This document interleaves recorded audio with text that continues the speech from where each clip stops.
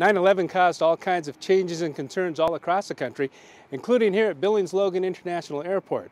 We talked with Kevin Plone, the Director of Aviation and Transit, who at the time was the business manager, and he told us what it was like here 20 years ago. Same time I was getting to work here, my wife called me and said, geez, what's going on? It looks like a really bad accident. Plane just crashed into one of the towers. And I went, well, that's crazy. I remember me and Tom Binford were standing in his office looking at the TV when the second one plowed into the tower. And that's when we knew it was more than an accident. Something was going on. It was so surreal. I mean, you're flabbergasted at first, like something like this couldn't ever happen in America.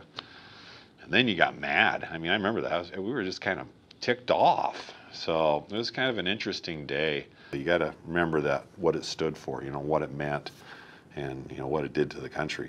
You know, it caused a lot of anger and sadness.